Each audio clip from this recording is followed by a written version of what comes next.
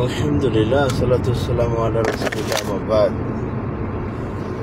ইকরা বিইসমি রাব্বিকাল্লাযী খালাক। ইকরা শব্দটি যেমন তার ব্যাখ্যা দিয়ে থাকে সে যে কেমন গভীর জিনিস, মানব সভ্যতার ইতিহাসে চূড়ান্তকারী মর্যাদাপূর্ণ আসনে মানুষকে নিয়ে যেতে পারে শুধু এই ইকরা শব্দটি যদি মানুষ বুঝে যায়। কারণ এখানেই কিন্তু জ্ঞানের মূল আসল কথা লিখিত আছে। যেমন ইকরা হচ্ছে পড়ো। তাহলে জ্ঞানী এবং অজ্ঞান, যাদের জ্ঞান নেই বা যারা শিখতে পারে না, পড়তে পারে না, তাদেরকে আল্লাহ বিন্যস্ত করেছেন মূর্খ। তাহলে এই দুটো পার্থক্যের মধ্যে শিক্ষিত এবং অশিক্ষিতের ভিতরে পার্থক্য হচ্ছে তাদের জ্ঞান।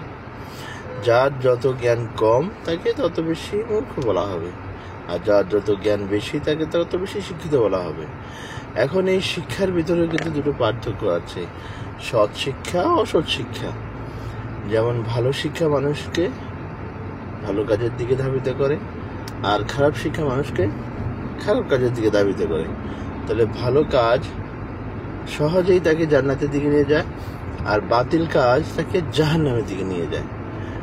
ঠিক আছে?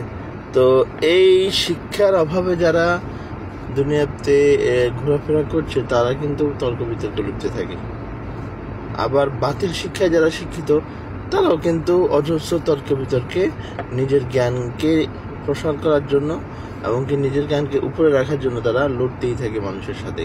তাহলে দুটো ক্ষেত্রে আমরা বুঝলাম যে শিক্ষিত হয়েও জ্বালা আর মূর্খ হয়েও জ্বালা।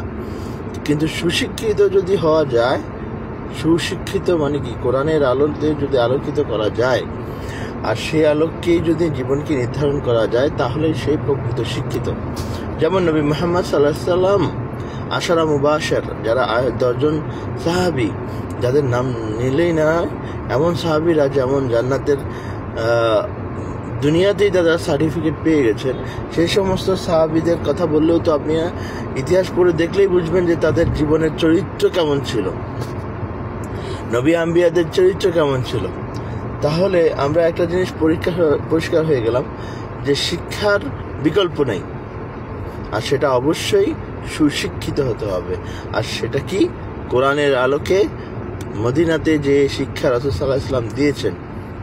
আমরা যদি এক কথায় বলি, মদিনার সিলেবাস, অর্থাৎ যে জীবনটা রাসূল সাল্লাল্লাহু আলাইহি ওয়াসাল্লাম দীর্ঘ 13 বছর সেই মদিনাতে প্রাক্কালে যিনি আমাদের কাছে উপস্থাপন করেছিলেন।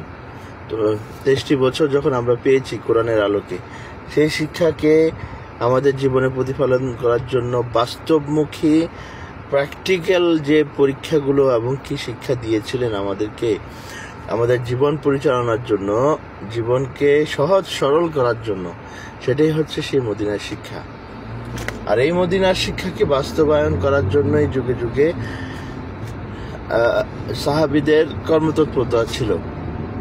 তারপরে ওনাদের পরে আম্বিয়াদের, তাবিনদের এবং কি উলামাদের, এনাদের সবারই কিন্তু চেষ্টা থাকে মানুষকে কিভাবে সৎ শিক্ষায় শিক্ষিত করা যায়, দিনমুখী আনা যায়। কারণ এটার বিকল্প নাই। আর এটার যদি বিকল্প খুঁজতেই যান তাহলে আপনি ধ্বংস। কারণ এটার বাইরে যদি চিন্তা আমরা আনতে যাই তাহলে আমরা কি আল্লাহকে হারিয়ে ফেলবো, গুলিয়ে ফেলবো শয়তানের মাঝে। দুনিয়াতে এখন নামে বেনামে শিক্ষাকে অপপ্রচার করা হচ্ছে এবং কি উপস্থাপন করা হচ্ছে এটাই আসল শিক্ষা।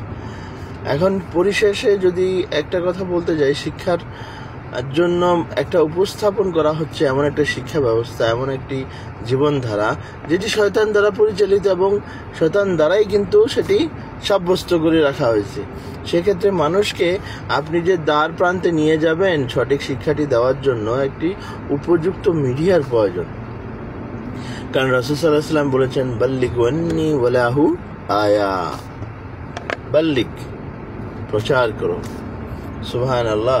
মানে এই প্রচারের কথাটি যদি না আসতো তাহলে আমি বলতাম যে আমি একা শিক্ষা গ্রহণ করে জানাতে গেলেই তো হতো, কেন অযথা নিজের সময়টা পরের জন্য বিলিয়ে দেব। এই বাল্লিগ শব্দটি দিয়ে বুঝিয়ে দেওয়া হয়েছে নবীদেরকে শুধু নবুয়ত পাইয়ে দেওয়ার জন্য, জান্নাত পাইয়ে দেওয়ার জন্য আল্লাহ ক্ষান্ত থাকেননি। তাদের মাধ্যমে, তাদেরকে কর্মফলের মাধ্যমে আমাদেরকে আল্লাহ জান্নাতি করেছেন, অর্থাৎ জান্নাতি করার জন্য ঘোষণা দিতে চাচ্ছেন, অর্থাৎ জান্নাতি করার জন্য শিক্ষিত করতে চাচ্ছেন। তাহলে আল্লাহর চেষ্টা এখানে কি ছিল? যেন আমরা মুমিন হয়ে জান্নাতে যাই। তো সেই রূপরেখা, সেই রাস্তাটুকু নির্ধারণের জন্যই তো আমাদেরকে আম্বিয়াদের দ্বার প্রান্তে হতে হতো, এবং কি যুগে যুগে অসংখ্য নবী রাসূল যারা এসছেন তাদের বার্তাই বা কি ছিল? কালেমা লা ইলাহা ইল্লাল্লাহ, সুবহানাল্লাহ। তাহলে এই শিক্ষাটাকে বাস্তবায়নের জন্য আম্বিয়াদের জোর প্রচেষ্টা ছিল যেন আমরা আল্লাহকে এক এবং সত্য মাবুদ ভেবেই আমাদের জীবনকে পরিচালিত করি। কিন্তু দুঃখের বিষয়, বাতিল শিক্ষার কারণে আমরা একাধিক মাবুদ ধরে মক্কার কাফেরদের মতো নিজের জীবনকে আমরা পরিচালনা করার চেষ্টা করি। তো এই যে সিস্টেমেটিক্যালি যে ওয়েটা ছিল, সেটা থেকে আমরা বেরিয়ে এসে আমাদের নিজস্ব রূপরেখায় আমরা যে বাতিল মাবুদের মধ্যে পিছিয়ে পিছিয়ে যেভাবে রূপরেখা তৈরি করি, সেটা কি আল্লাহ গ্রহণ করবেন? কখনোই না। তো রাসূল সাল্লাল্লাহু আলাইহি ওয়াসাল্লাম যেখানে বার্তাই দিচ্ছেন, বাল্লিগ, প্রচার করো, তাহলে কি প্রচার করব? উনি যা নাজিল, আল্লাহ সুবহানাহু ওয়া তাআলা ওনার মাধ্যমে যা নাজিল করেছেন এবং উনি যা করেছেন, জীবনে চলাফেরায় উপদেশ দিয়েছেন, অনুমোদন দিয়েছেন, এই কাজগুলোই তো আমরা করব, এমনকি সেগুলোই তো বাল্লিগ করব, অর্থাৎ প্রচার করব। এখন এই প্রচার করার ভিতরে মাধুর্যতাটা কি? এই যে পরিবেশ, চলমান পরিবেশটা, এটা প্রতিনিয়তই আমাদের জীবন চলার একটা রাস্তা। সেই চলার রাস্তাটাকে সুগম করার জন্য আমাদেরকে বাল্লিগু, অর্থাৎ প্রচারের প্রতি সবচেয়ে বেশি কি মনোনিবেশ করতে হবে। আপনি দায়ী হয়ে যেতে হবে, আপনাকে দায়ী ইলাল্লাহ, আল্লাহর জন্য দায়ী হতে হবে, ঠিক আছে? দুনিয়া কারোর জন্য না, আল্লাহ সুবহানাহু ওয়া তাআলাকে রাজি খুশি করার জন্য আপনাকে দায়ী হতে হবে। দায়ী আপনি যে কোনো আপনার পরিবারের মানুষকে আপনার দায়িত্বে নিয়ে আসতে পারেন, তাদেরকে আপনার শিক্ষা দিতে পারেন, সঠিক উপদেশ দিতে পারেন। এটাই চাইছেন নবী মুহাম্মদ সাল্লাল্লাহু আলাইহি সাল্লাম। তাহলে সর্বপ্রথম নফসের শিক্ষাটা আগে, নফসটাকে, আপনার অন্তরকে শুদ্ধ করতে হবে। আপনি পরিপূর্ণভাবে ইবাদতের ভিতরে ঢুকে যেতে হবে। আপনি এমন একটা হাদিস জানলেন তওবা করার, এখন আপনি নিজেই তওবা না করে মানুষকে জনে জনে বলে বেড়াচ্ছেন তওবা করো, তওবা করো, তওবা করো। আবার আরেকটি জিনিস রিয়ার বিষয়, রিয়া মানে আত্মহংকার। এই যে রিয়া করাটা, এটা কিন্তু চরম একটা শিখ পর্যায়ে পড়ে যায়। তার মানে কি, মানুষের ভিতরে অহংকার এসে যায়, মানুষ তখন রিয়া করতে বসে। রিয়া করতে করতে মানুষ পছন্দ করে, সে কারণে তার সমস্ত আমলকে সে জাহান্নামের দিকে নিয়ে যায়। তাহলে আপনি অথচ রিয়া করছেন, মানুষকে উপদেশ দিচ্ছেন, রিয়া করো না, রিয়া করো না, রিয়া করো না। রিয়া করা জায়েজ না। গীবত করা, আপনি নিজে গীবত করছেন আর মানুষকে উপদেশ দিচ্ছেন গীবত করো না। এক শ্রেণী আলেম, দায়ী ইলাল্লাহ বলে যারা, তারা কিন্তু জাহান্নামে সবার আগে নিয়োজিত হবেন, কারণ তাদের অপকর্মটাই তাদেরকে জাহান্নামের দিকে নিয়ে যাবে। অকর্মগুলো কি তারা দায়ী ছিল? কিন্তু মানুষকে ওই লোভ দেখানোর ইবাদত, তারা নিজে বাহাবা পাবে সেই আশায়। তো এগুলো শিক্ষা মানুষকে যত বেশি গভীরে নিয়ে যায়, সেই শিক্ষাটা কিন্তু আবার ওই যে রিয়ার কারণে, আত্ম অহংকার, ঠিক আছে, তারপরে মানুষের চিন্তাধারা পরিবর্তনের কারণে তাদেরকে জাহান্নামের রাস্তা দিকে ধাবিত করা হয়।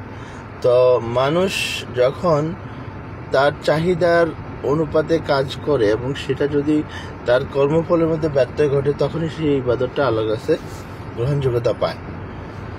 তো বাল্লিগি আন্নি ওয়ালাহু আয়া, এই যে কথাটা আল্লাহ সুবহানাহু ওয়া তাআলা নবী মুহাম্মদ সাল্লাল্লাহু আলাইহি ওয়াসাল্লামের মাধ্যমে আমাদের কাছে পাঠাচ্ছেন, এই কথাটার মধ্যে কি কথাটা বাণীটা ফুটে আসে যে আমি যা খাচ্ছি, যাচ্ছি, চলছি, পড়ছি, সমস্ত কাজই তো ইবাদত।